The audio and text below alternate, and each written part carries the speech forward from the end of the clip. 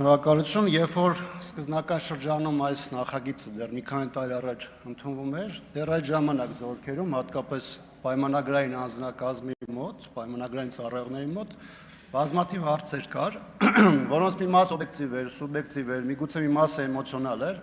բայց մարդիկ հարցնում էին, թե ոնց է լինում, երբ որ պայմանագրային ծառայության այս խմբի համար հնարավորություն կա պատվովճարներ դնել, այսինքն 5 տարվա ծառայությունից հետո 5 միլիոն դրամի չափով, պլյուս ընթացիկ աշխատավարձ, իսկ սովորական, այսպես կոչված ավանդական խմբի համար դա այդ հնարավորություն չկա։ Այդ ժամանակ մենք իհարկե կողմ էինք այդ նախագծին, հասկանալով, որ նոր ինստիտուտ է ներդրվում եւ դրա կարեւորությունը կար։ Հատկապես դրա փորձառությունը կար դեռևս 17 թվականին ներդրված ESM ծրագրով, որը հետագայում փոփոխության էր ենթարկվել։ Սակայն հիմա, երբ որ մենք խոսում ենք դրա հաջորդ փուլի մասին, այսինքն 5 տարի պայմանագրի լրանալուց հետո եւս 2 տարի կամ 5 տարի պայմանագիր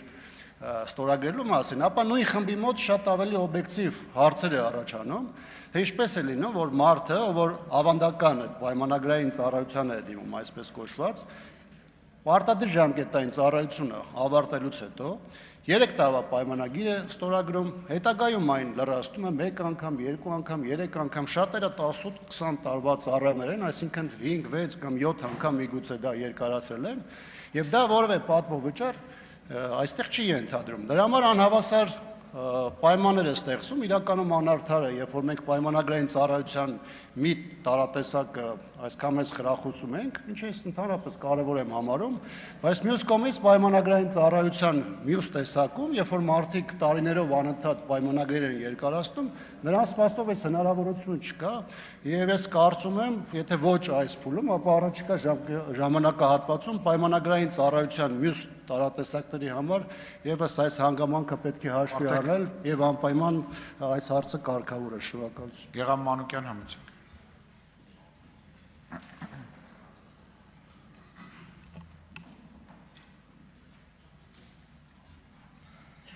Շնորհակալություն։ Իհարկե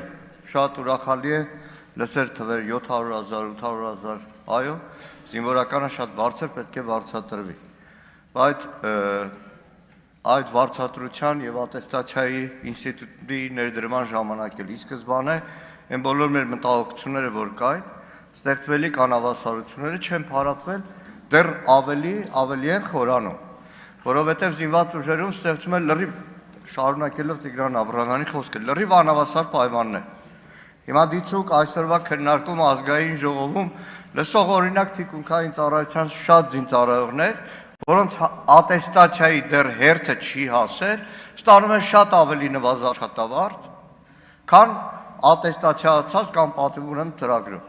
Լսում են շատ պայմանագրային ծառայողներ, տարիներով մարտական հերթապահություն իրականացրած, որոնք եւ սուբյեկտիվ եւ օբյեկտիվ պատճառներով